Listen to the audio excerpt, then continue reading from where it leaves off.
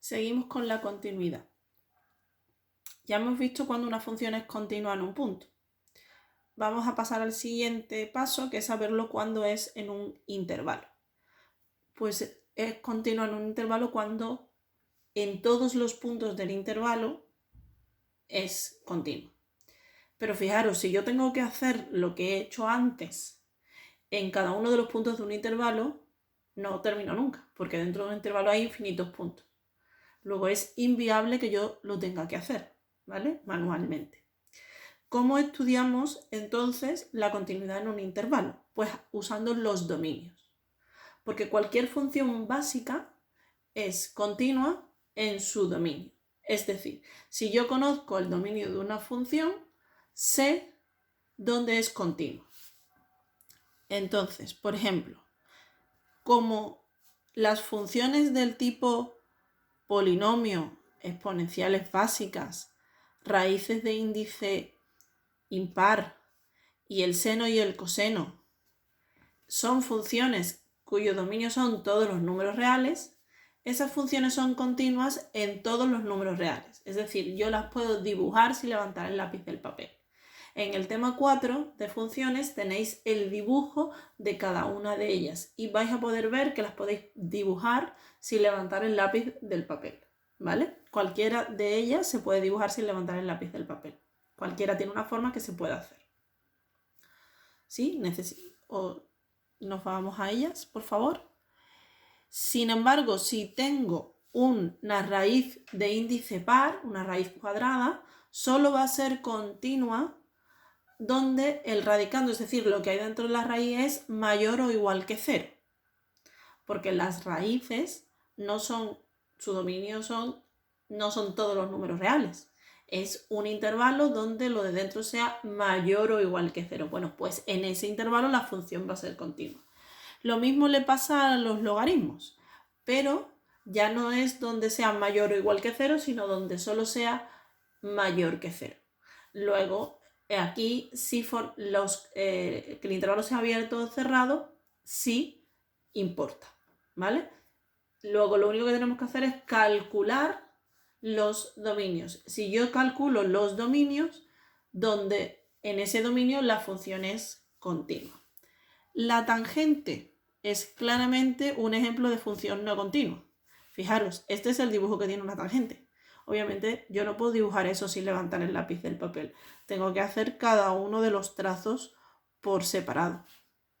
¿Vale? Esto es una función no continua.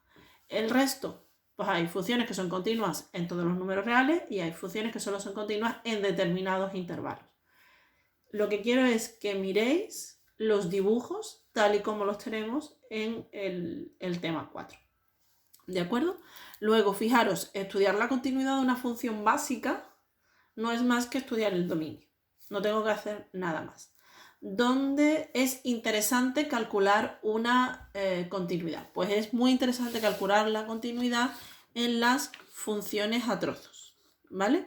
Tenéis la definición de lo que es una función a trozos en la página 8 del tema 4, ¿vale? Pero os la explico.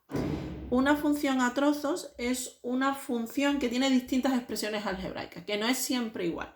No es todo el tiempo un polinomio, ni todo el tiempo una fracción, ni todo el tiempo una raíz, sino que tiene distintas formas, ¿vale? Y depende del intervalo donde estemos, tiene una forma u otra. La función que yo he definido, que yo he escrito arriba, ¿vale? La he dividido en 3 trozos, ¿veis? Un trozo donde la x sea menor que 1, es decir, entre menos infinito y 1. Un trozo que esté entre 1 y 2, 1 entre 1 y 2. Y un trozo que sea mayor que 2, de más a más infinito. Fijaros, en el primer trozo, es decir, en el primer intervalo, tiene esta expresión, que es un polinomio. En el trozo intermedio tiene esta expresión, que es una inversa. Y en el trozo de la derecha tiene esta expresión, que es otro polinomio, más pequeñito. El dibujo de esta forma, ¿vale? Si fuera una única función, es decir, si solo fuera esto, sería una parábola. El dibujo de una inversa es este, ¿vale? Si no estuviera restringido. Y el dibujo de un polinomio de primer grado es una línea recta, ¿vale? He dibujado las 3 funciones por separado. ¿Qué ocurre en una función a trozos? Que lo que nos encontramos es algo como esto.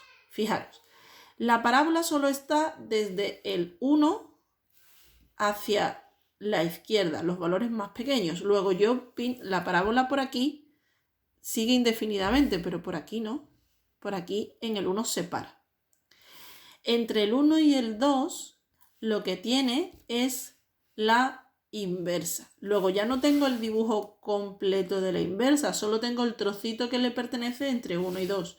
Luego solo es este trocito de aquí. Y de 2 hasta más infinito lo que tengo es una línea recta, ¿vale? Pero no la tengo entera. No la tengo entera como aparecía en el dibujo de arriba. Solo tengo el trozo que empieza desde 2 y sigue hacia arriba. ¿Vale? Porque hay puntos blancos y puntos negros. Porque fijaros, me lo indican las desigualdades. El punto 1 pertenece a la parábola y el punto 2 pertenece a la inversa. ¿Vale? Un mismo punto no puede pertenecer a dos imágenes, porque si no, no sería función. Con lo cual, punto cerrado, punto abierto. ¿Vale? Aquí sí es interesante calcular la continuidad. ¿Por qué? Porque esta función no es continua. Tiene los tres trozos por separado. Si estuvieran unidas, si este punto se uniera con este y este se uniera con este, sería una función continua. ¿Vale? Es decir, si esta línea recta en vez de estar ahí estuviera aquí y esto en vez de terminar aquí terminara aquí y esto no estuviera, fijaros, yo tendría una función continua, pero no la tengo. Tengo una función discontinua que tiene tres trozos separados. Luego, en este tipo de función sí es muy interesante estudiar la continuidad. Y es en este tipo de funciones donde vamos a estudiar la continuidad. Y es a este tipo de ejercicios donde son los tipos de ejercicios que vamos a hacer. Vamos a estudiar la continuidad de las funciones a trozos. En el último vídeo os explico cómo se estudia la continuidad de las funciones a trozos haciendo un ejercicio.